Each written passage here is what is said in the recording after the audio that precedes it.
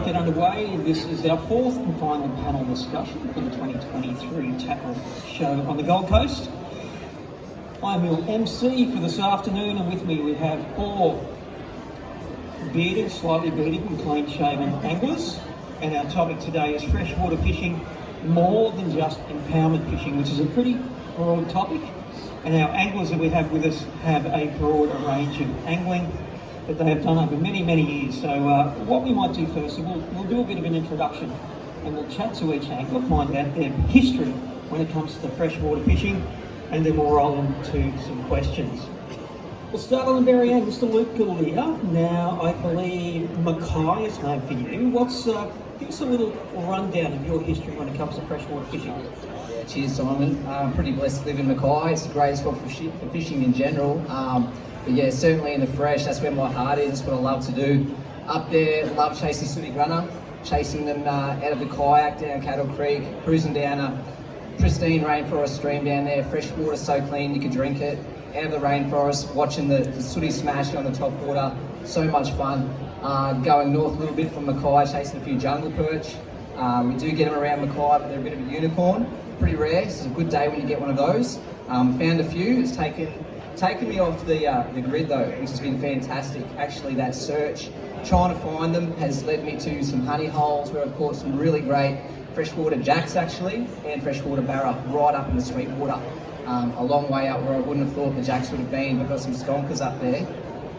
And then I actually grew up in Bundaberg, so every time I go back home, love to catch a few bass and yellow belly back home. So yeah, probably sponsored angler for this offshore from Mackay, with the Lawrence as well, and got a YouTube, Luke's Fishin Mission, so give that a bit of a plug. Yeah, check it out. Cheers. Now, Matty Langford, we mainly know you as a gun impoundment fisherman, but you're more than just that. You're very familiar with the rivers and smaller streams, aren't you? Yeah, I grew up out at St George in southwest Queensland. I think it's the inland fishing capital of Queensland. Fished for Murray cod and yellow belly. Grew up out there and then moved to central Queensland. Had a lot of experience with Saratoga and some barramundi and stuff up there, which was a bit of an eye-opener. And then, found my home in Kingaroy, where I met my wife, had a family, and basically just went from hunting and doing the odd bit of fishing to learning how to chase bass, Saratoga and yellow belly in our impoundments.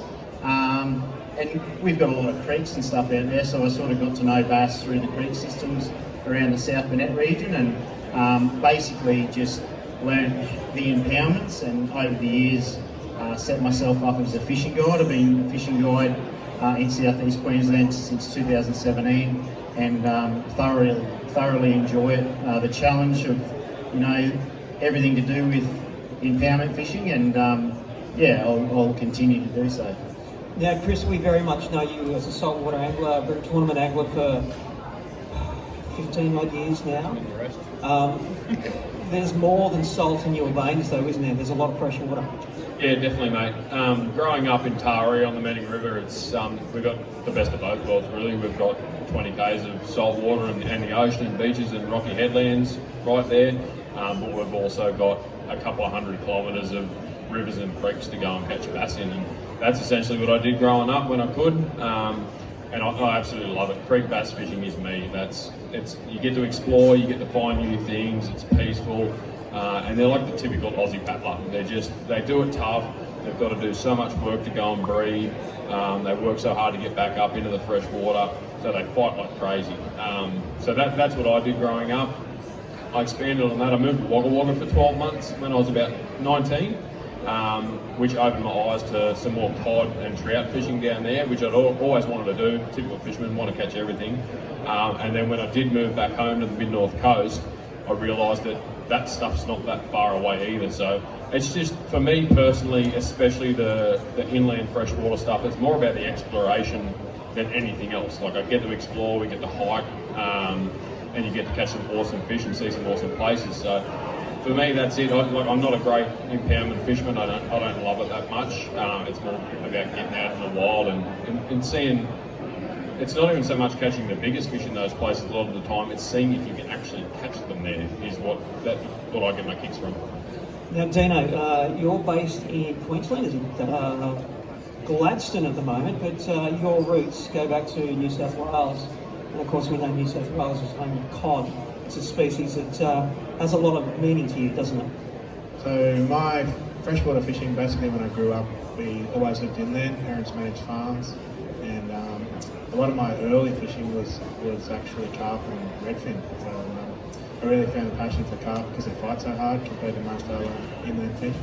And then discovered lure fishing and trout, so I did a lot of walking streams for trout, walking lakes for trout, and went to Newcastle, Lake Macquarie, and just gave up on freshwater altogether until 2005, found a love for tournaments and got back into bass fishing and that sort of stuff.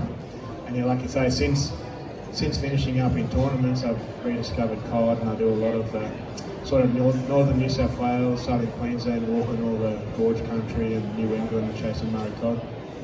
Now, freshwater fishing has really taken off in the last probably 30 odd years, and a lot of that rides on the back of the development of the impoundment fisheries. But one of the benefits that comes from that is a lot of people have had their eyes open to the rivers and the streams, the non-impoundment fisheries. Luke, why do you think we're seeing freshwater fishing so popular these days? I think it's just the accessibility to a lot of people as well. These fish do fight out of their skin. They're getting off the beaten track though is fantastic. So yeah, the dams can be pretty hard work. Getting out in the creeks there, finding those confluences downstream of riffle zones, waterfalls, rock barriers, seeing them eddies, you can probably target fish a little bit easier and better, I think it's fair to say. And for me, the harder a place is to get to, the more I like it. I love the thrill of the chase. I love to get out off the grid. I think there's a lot of like-minded people out there who love to do that as well. So that could be one of the reasons there. But I love it all. But I do the dam stuff as well. Matty, there's a saying that you don't know what you don't know, and I suppose digital media has really shone a light on the freshwater fishing that we have available in Australia, especially on the East Coast. I'm sure that's played a big part, opened people's eyes. Yeah, definitely. There's a lot to be learned. Like I know with myself, that you can search a lot, do a lot of research. You can find out a lot of information about certain places and how people fish for certain fish, especially the freshwater fish. But I gained a lot of knowledge through digital media. Just finding out bait species and techniques and habits and all that sort of stuff, habitat. It's definitely played a big part, and I know that it's only going to get more and more developed. And I guess the availability of it over the years is just getting more and more broad. So yeah, it's important. Now, Dino, we know you from social, especially YouTube, and you create a lot of freshwater focused content. Do you find you get a lot of engagement and interest with that? Most definitely. I think the biggest thing that I've noticed with non-impoundment stuff is the availability for everybody. Like the average punter, the younger people without boats, that sort of stuff. It's all land-based. Majority of my stuff is public access land, so it's not like you can't get to where I fish. And you highlight just how easy and amazing it is. So people are always intrigued, they don't necessarily want to know where to go, they just want to know what basic gear do I need, how do I get there, and then that just keeps filters on. Chris, for those who want to make the step from the salt into the fresh, what are some tips that you can give them to, for example, they want to learn how to go bass fishing in your part of the world? What's the important information we need to share with them? I think the best thing, or the easiest thing these days is all the information's there at the tip of your finger. So you've got YouTube videos that guys like Dean does. You've got bulk amount of content from all the media outlets, and then just on the social media itself, everyone putting it up there. So the information's there. It's just a matter of having a crack at it. You just got to get out and do it. I remember when I first moved back from Wagga to Port Macquarie, a lot of that stuff wasn't there.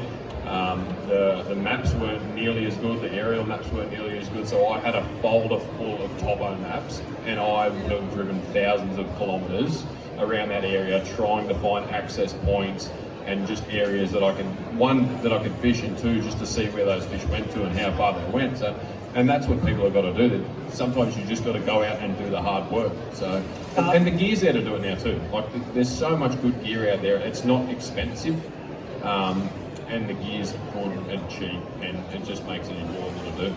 Now, Matty, as a fishing guide, 90% of your job is teaching people what to do. What sort of information do you think is critical to impart to these people when it comes to making that step into freshwater fishing? What are the key takeaways that they need? Oh, I think firstly, I think just having, like Chris was saying, just getting into it and having a crack, stepping aboard. With the charters, I guess I take a whole variety of levels of ability, I suppose, and knowledge that people, I take very experienced anglers out and people that have got no experience. So, I think the biggest thing is taking the first step into it, showing some interest, like Chris was saying again, the social media side of things, developing the interest, but even being brought up. Fishing freshwater definitely helps, like myself, but I think the biggest thing is, if you want to learn quickly, go with someone who's got some experience. Like I grew up with my parents and taking me fishing, but a fishing guide is definitely a really good help to stepping into that. Now, it's been interesting doing these panel discussions. This is the fourth one that we've done today, and looking for those common threads throughout. And one that's become very evident to me is about creating relationships with other anglers that you can get information from. The old adage that we used to have in ABT was who shares wins. It's about imparting and sharing that information, Dan. Yeah, I still feel it's exactly the same, mate. Anybody that asks me questions about fishing, either online or like in person, I like to try and help them to catch a fish. And other times it has helped me as well, like a random conversation. Someone might meet you in Woolies in the town that you're in and say, hey, like, oh, did you know you could get access through this place? And you just, so it's like you say, it's he who shares sort of wins motto. I like to help them, and it's always rewarding too if someone asks you that random question in a shop or whatever, and then they'll message you later and say, hey, like I took your advice and I caught a fish, and then or they take their son to catch a fish. But definitely through social media you have access to so many people, and you can answer those short questions easier. Like pre-social media, if you wanted to learn this information, it was all word of mouth through somebody that you knew, met, tackle store, or if you read a magazine. And like magazines, while they were highly a great source of information, it was a one-way conversation. You might read something and then you form a question in your head, but you've got nobody to direct that question to. Whereas with digital platforms, it can be a two-way conversation. So it fills in those gaps that you have in your knowledge. Now, does anybody have any questions that they would like to ask before I roll into some more questions? Wally, you're looking very intently. No questions? No? Okay. He just wants to know how to catch a fish. Luke, are there any discernible differences between salt and freshwater fishing that you've observed? In terms of, is your approach when you fish a freshwater stream different than when you fish an estuary? Or? Yeah, 100%. I think the first thing that comes to mind in the salt, it's tidal, obviously, and there's that bite time around that tide change. And if you're land-based, obviously you've got to watch where you are, the tide's coming up. But for me, in the freshwater, it's more about the flows.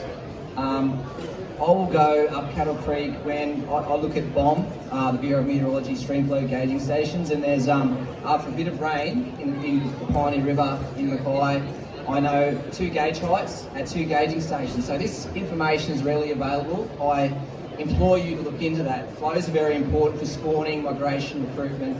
It spurs them into feeding a lot of freshwater fish.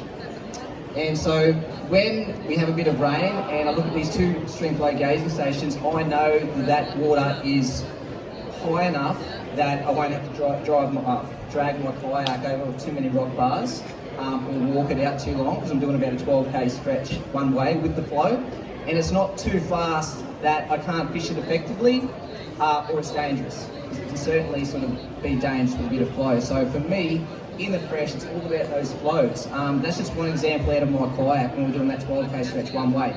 Same thing when I go trekking the O'Connell River just north of Mackay looking for those jungle perch, catching sooties, looking for the jacks and the barret in the Sweetwater, once again, it's about the flows. And I know I can trek that creek at a certain stage of the flow. If it's too much higher, I'm up in the trees, and then you're risking snake bites, ticks, falling over, weight a wild vine, you break your rod far easier. But when it's a little bit low, I can walk through the actual channel. So for me, flows play a big part, not only in physically getting to the spot, but in the queues as well.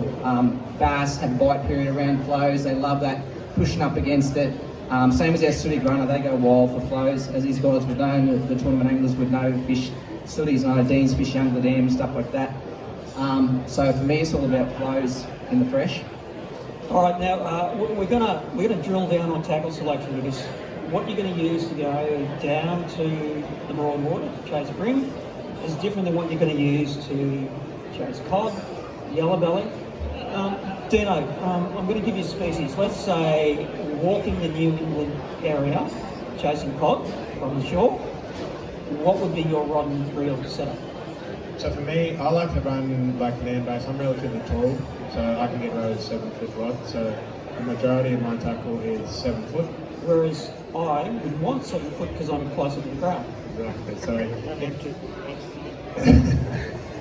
no more questions from you on. So yeah, it's like, it does come down to your height, but the main reason for me with a 7-foot rod is I don't have to move it much to get the lure where I want it to be. It's like a short action. So a lot of that stuff is reasonably accurate casting, and because it's wild sort of terrain, you can't be swinging all around everywhere. So it's like short underhand, backhand cast. But I still like to run a 300 size reel, just because I like to have that like the retrieve ratio and everything I'm used to using. So I just run a 7-foot rod, 300 size reel, and then I'm still running 50-pound braid and 60-pound leader, even though the cod aren't big. Because I'm land-based, if I get snagged, I want to get my $80 or $100 lure back by straightening the hooks. So we've got your rod and reel, and of course you need a tackle tray full of lures. What are some of those baits that will be in that tray? I've been lately just sort of running a bum bag rather than a tackle tray, just because I can put it down, pick it up all the time. And I like to just run a bait Tinny Explorer Gill. It's like a 6-inch glide bait, relatively small, and I just take all the terminal tackle off them.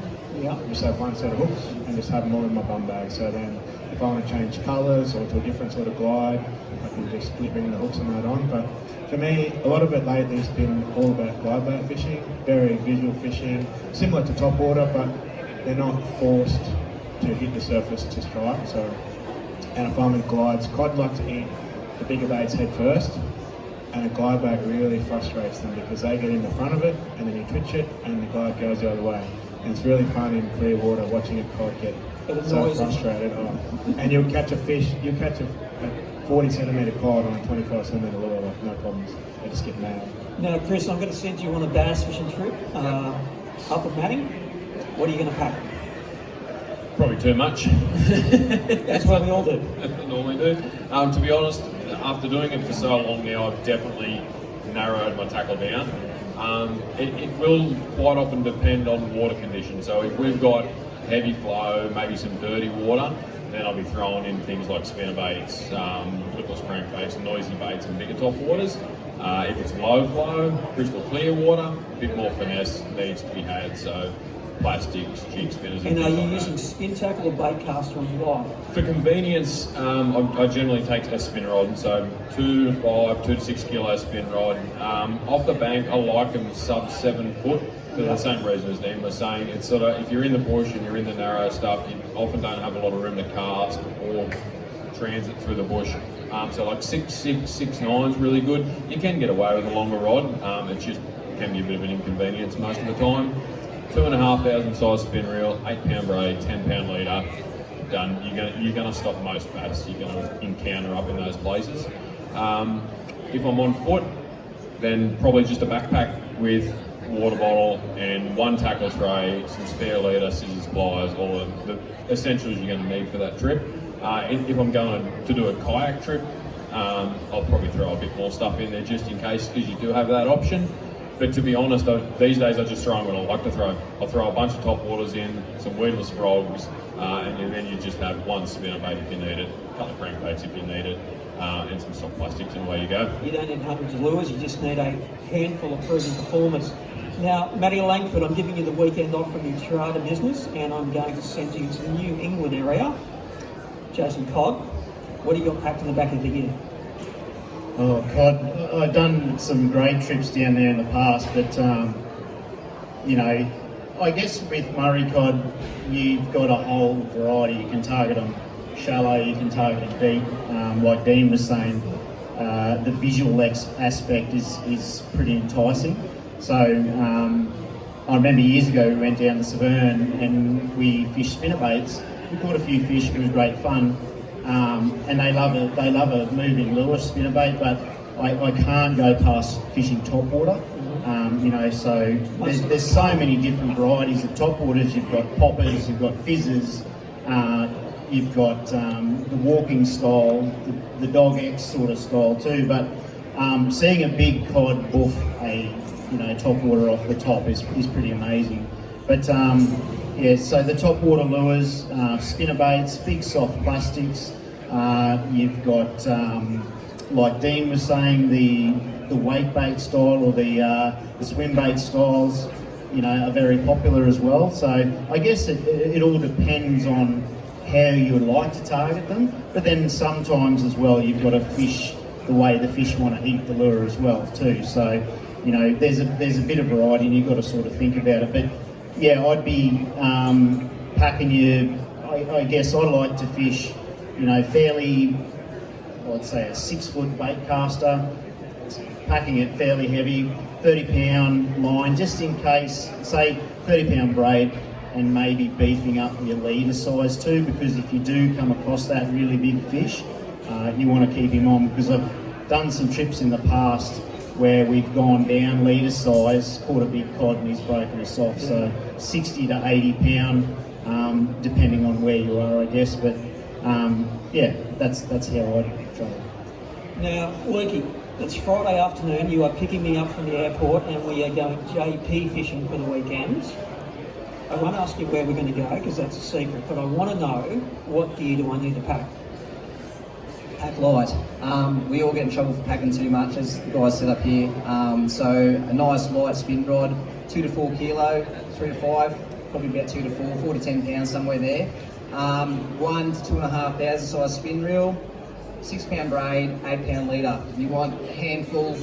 Top water by far, as the guys have already mentioned, is the best way to catch a fish in the fresh water, whether it be cod, bass, barra, JPs.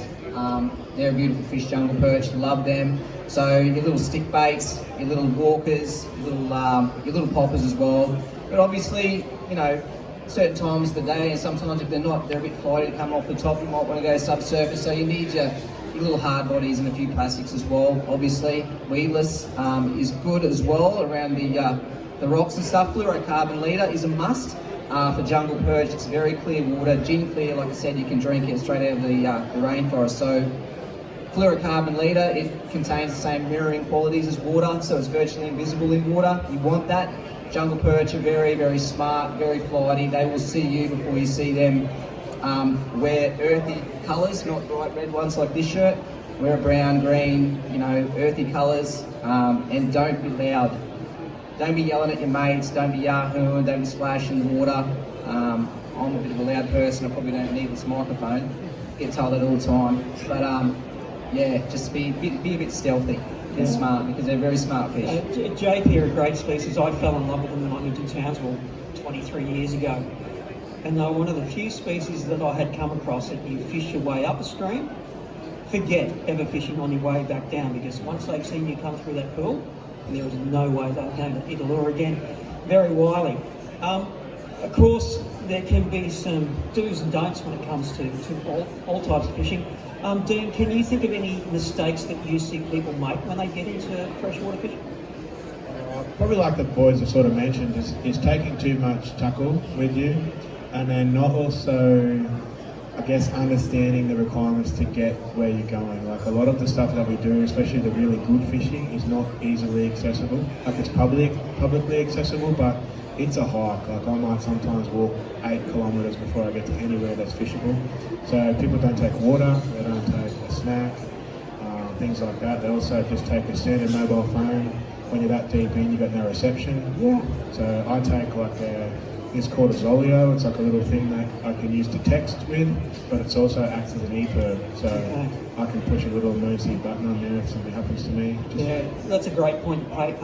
When we were doing a previous discussion about land-based fishing, Darren Weeder, who does a lot of multi-day treks into remote parts of Victoria and New South Wales chasing bass, he's like, you always take an EPIRB because you get hit by a snake, you break a leg. If you don't have an EPIRB, nobody knows you're there. They're not going to be able to get you out. There's no cell service. You need to be prepared for the worst. Chris, any mistakes that you see people make? Yeah, that's probably one of them, and guilty as charged. Especially when you're doing some of the treks, nearly every time we say probably should take your PLB with us. And the last trip I actually did out west with Russ Babicule, middle of nowhere, an hour from town, probably 5 k's from camp as well. Tripped over, hand went through a rock, put my finger out in 2 places, and I'm like, it's not a convenient place to have this happen. Luckily, that's all it was. We popped it back in, that was all good. And I'm like, this probably a warning sign. We need to sort this out and do that. So yeah, it's more just about being prepared. Whether you're walking, whether you're in the boat, it doesn't matter. Just know your conditions. With the inland rivers, most of them are only going to run one way, and that's with the flow. And you really need to know the weather that's coming as well. In a lot of them, even places like the Murray or Murrumbidgee, if you're fishing up close to where the big lakes are, you need to know what that flow is doing with their outflow as well, because you could be on the Bidgee miles from the dam and they've had an environmental release or a power release or something like that. That river's going to come up a couple of foot. Your car could be parked too close to the water. Just paying attention to the little things that could come up is probably key. And that's an important one. Like I mentioned that I've spent a lot of time chasing JPs. The Tully River, for example, they let the water out for the rafters and stuff. You need to be aware of what water releases are coming, or whether there's been a storm in the upper catchment, because it can catch you out quite easily. As a fishing guide, you are in tune to identifying what people are doing right or doing wrong. What are some of the beginner errors that you might see people make? I guess there's a number of them, but I think one of the biggest ones that I notice, especially being an impoundment guide, is people will find fish. So they spend the time to find the fish, and that can be a thing that they're not doing sometimes, is spending the time to find the fish. But when they do find those fish, I find that people spend way too long trying to get the fish to bite.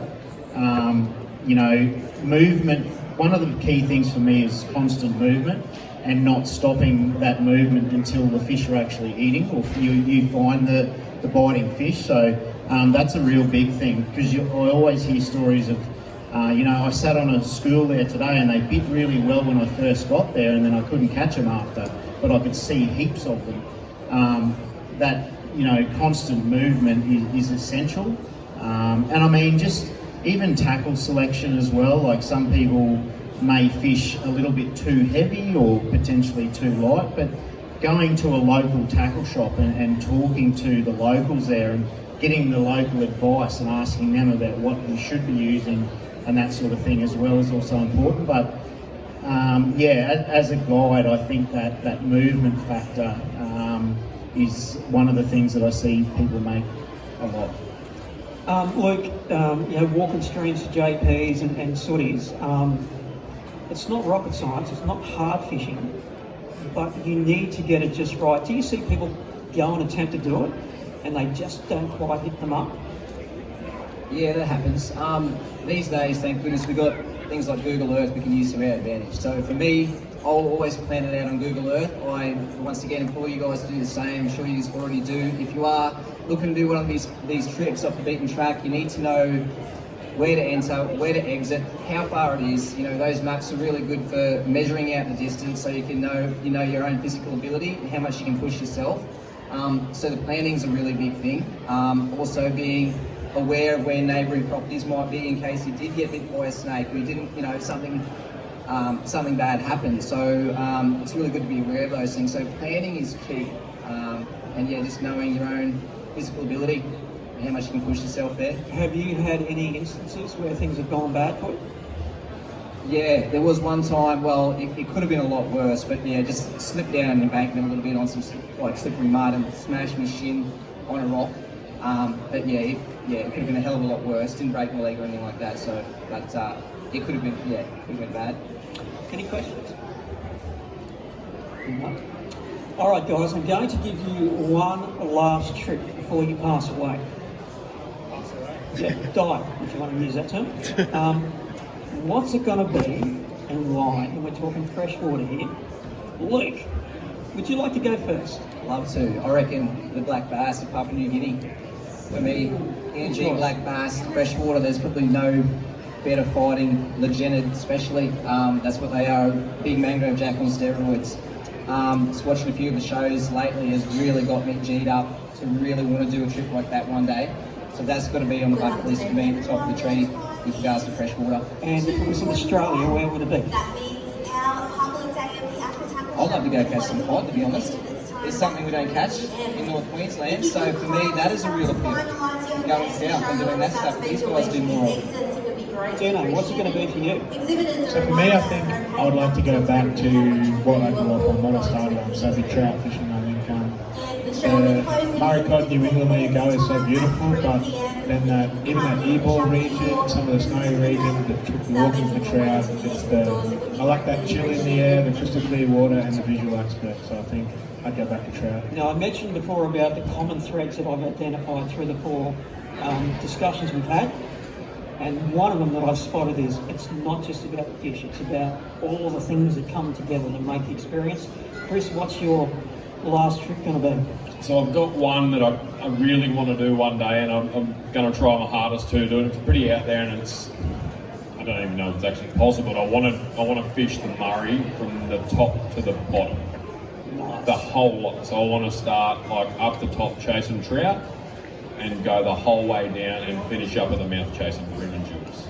That's a good one. It's a big one. I've never heard that one before, and it's probably one of the better a ones. couple of lakes on the way. It's a lot of water, and it might be doable. So you can't do all that in a weekend. How long do you think it would take you? Well, I hope I'm dying slowly. Because I reckon a long time being a fisherman, I'm going to get caught up a lot. I have no idea, to be honest. It'd have to be months, without a doubt.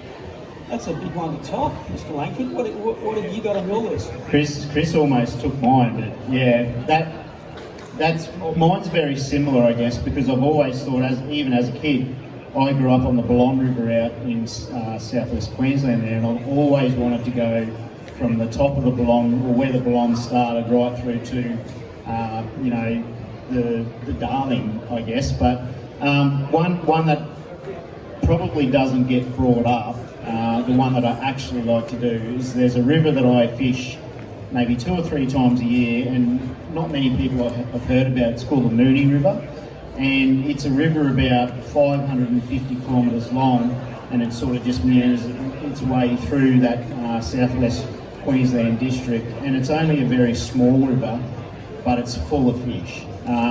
And I'd love to, and I love just bobbing for yellowbelly. It's so simple. It's just a long cane pole or a surf rod even, 10 foot of line, a bobbing cork and a worm underneath it, and just walking the riverbanks and bobbing for yellowbelly off the bank. I know it sounds very simple, but it's one of the first things that I learned, and I think that's probably something that I'd like to do before I went.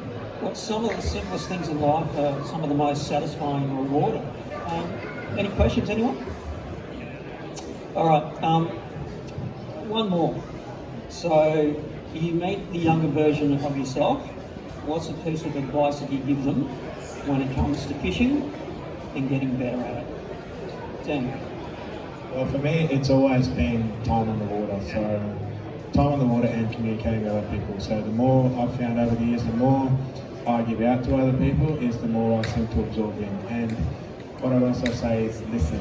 The biggest mistake I see from a lot of people is they think they already know so much, and you never know everything. Like, I am constantly learning from so many different people, so many aspects of fish. So all I'd say is, yeah, a lot more time on the water, enjoy it, and listen more.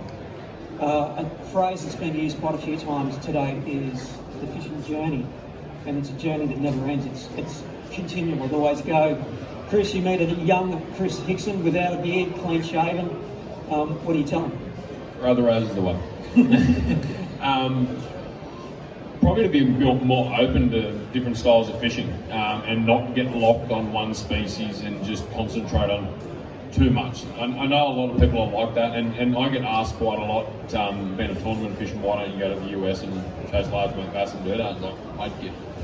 I can't stick to one thing that much. I like to do everything. Yeah, you do get bored quickly. Yeah, and guilty as charged. Like when we first started the brim stuff, I was just brim. And to be honest, it took a bit of the learning away, and it took a lot of the experiences of other fish away. Like, don't get me wrong, I loved it.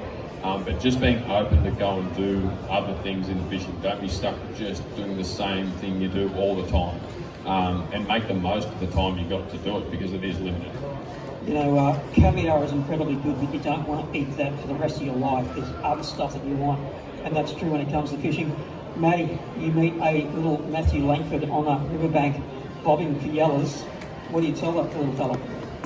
Oh, it's such a good question, that one. Yeah, I think value your, like Dean said before, talking to people and learning, but value your relationships with those people you learn from, because like even now as a fishing guide, I learn a lot just by sitting back and watching people fish at the front of my boat. So yeah, just value the experience and really enjoy it, because yeah, that's the thing. It's such a wonderful thing to be outdoors, and it's something a lot of people can take for granted at times too. So yeah, just value the experience, value the journey, and yeah, just enjoy it as much as you can. Now, Lukey, the passion that you have for fishing has been very obvious today, and I can only imagine how more hyped it was when you were a little fella. What would you have told that little guy? I'd just say have a goal and make it happen. Work very hard to achieve it. Strive. Like those jungle perch, it took me 5 years to find them in Mackay. That was going most weekends, walking 8 to 10 kilometres every time. I would have spent thousands of dollars on fuel, travelling to the streams where I thought they would be. So have a vision, have a goal. Jungle perch was my unicorn in Mackay, and the day I caught my first one, I actually caught 3. Believe it or not, I hadn't caught one in 5 years, and then caught 3, including a 46 centimetre beast. Have a goal, be persistent. That is what I am. I'm a little Maltese terrier. I literally am Maltese, right? So I'm a little bit fiery and I'm a little bit persistent. That is me. If someone says you can't do it, that makes me more determined to do it. Right? Go out, have a dream, have a plan, and make it happen. Strive and make it happen. You'll always learn. We've all said it. You've all said it. We're always learning. One day you'll go out there and smack the fish. The next time you go out there, you do the same thing and you donut. It's like you'll never stop. You'll never stop learning. Just keep persisting, but embrace that. But learn from it. I've got a little book.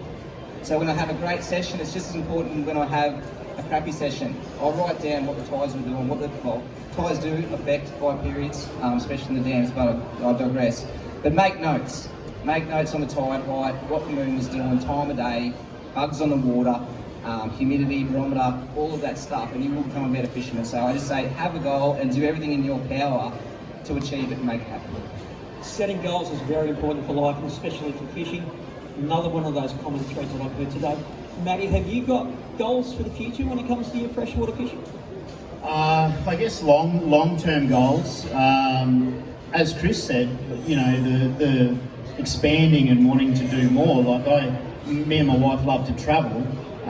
We've had some fantastic experiences travelling overseas, so going to South Korea fishing, going to America a few times fishing for multiple species overseas. But I would love to go and just experience it for a full season over there, doing some opens. Like I love my tournament fishing, so just to go and experience that is a dream of mine too. But yeah, I'm firmly planning myself now. Like I used to be a school teacher, and I've given away the teaching now, and I'm not going to go back to it. But I've stepped into teaching people about fishing, being a fishing guide. You're still teaching, the content's just different. Yeah, it's just different, and your clientele's a little bit different as well. But I'm definitely going to stick to being a fishing guide for the foreseeable future, and hopefully one day we can return, once our kids grow up, return to the travelling and getting around the world and experience different experiences. Now, Chris, you're one of the most well-fished people I know. What's on your to-do list for the future? Pretty much the same as Langers was just saying. I just want to fish everywhere, as many places as I can, and like experience as many places as I can. The wife and I and the little girl did nearly 12 months around the country recently. We came back in October, and I set myself a little goal. I didn't really initially plan to, but I did, and was to catch something in every piece of water that I threw a lure in. So I just wanted, or a bait, it didn't matter what it was. And I think in the whole trip there was 5 places or 5 bits of water that I didn't catch something out of in the whole country. So, and I didn't care what it was, whether it was this big or a giant. I just wanted to tick the box, and there's fish everywhere. There literally is fish everywhere, and that was a pretty good goal for me. And to only miss 5, especially when most of them might be 10 casts. Like pick the rod out of the truck, go and have a cast if there's something in there. If not, bugger. But as I said, most of them had something in there. Now, Dino, I've seen you achieve many goals over the years, tournaments, content creation. What else is there that you want to do? I am very goal driven, so always have been. Don't know why. I'm just like a competitive person. Got my first bass in 2005, and then was trying to win tournaments by the end of 2005. That's just, I don't think like the average person, I guess. And for me, I was doing well in the US pre-COVID, and that's sort of bugged me a lot that COVID interrupted that. So I think if I am going to set a goal, it's to go back to the US, and similar to what Matty said, like give myself another full season, see how it plays out, and if I can do well, keep progressing as well. Well, I'm a little, in saying that too, I'm a little bit like Chris. I do get bored one species, but the joy of America, I mean, as you fish a bass in Florida, it's not like fishing for bass in New York. It's a whole different ballgame. Well, good luck with that endeavour, and good luck with you guys for achieving those goals. Any questions before we wrap up? All right. We have them. Yeah, mate. What do you got? All right. That is our 4th and final panel discussion for the tackle show. A big thank you to our anglers, and a thank you to people being here today for them. How about we give the guys a big round of applause? That's it. Thank you very much. We'll see you in 2024.